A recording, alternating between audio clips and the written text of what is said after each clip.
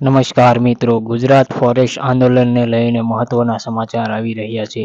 સરકાર દ્વારા એક નવો પરિપત્ર જાહેર કરવામાં આવ્યો છે અને આંદોલન સમાપ્ત કરવા માટે આહવાન કરવામાં આવ્યું છે વિદ્યાર્થીઓને કે અમે હવે શારીરિક કસોટી માટે 25 ગણા ઉમેદવારોને બોલાવીશું તેવો પરિપત્ર આજે જાહેર થયો.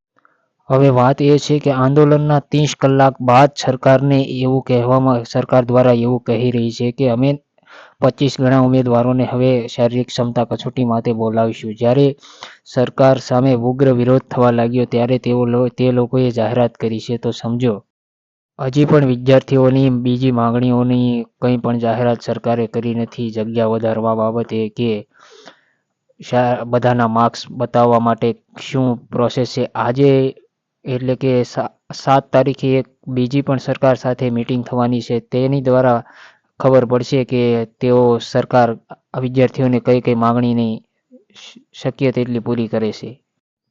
ગૌણ સેવા મંડળે જાહેર કરેલા આ પરિપત્રમાં એવું કહેવામાં આવ્યું છે કે આગળની ભરતીઓમાં શારીરિક ક્ષમતા કસોટીને ધ્યાનમાં લઈ પસંદગીના ઉમેદવારોની સંખ્યા પૂરતી પ્રમાણમાં ન મળતી હોવાથી 25 ગણા ઉમેદવારોને બોલાવવામાં આવે તેવું પરિપત્રમાં જણાવાઈ રહ્યું છે. તેને આધારે 25 ગણા ઉમેદવારોને ક્વોલિફાય કરો તેમ કહી રહ્યા છે. આમાં એવું પણ હોઈ શકે કે વિદ્યાર્થીઓના આંદોલનને શાંત પાડવા માટે સરકારે વિદ્યાર્થીઓને લોભામણી જાહેરાત આપી પણ હોઈ શકે છે. આ પહેલા હસમુખ પટેલ સાહેબે 40 ગણા ઉમેદવારોની જાહેરાત કરી હતી અને હવે 25 ગણાએ પાછું આવીને ઊભું રહી ગયું છે. તો વિદ્યાર્થીઓના મનમાં અસમંજસ છે કે શું આ જાહેરાત સાચી હોઈ શકે. હવે બીજી મહત્વની અપડેટ છે તે કાલે જ આવશે જ્યારે મીટિંગ થાય ત્યારે.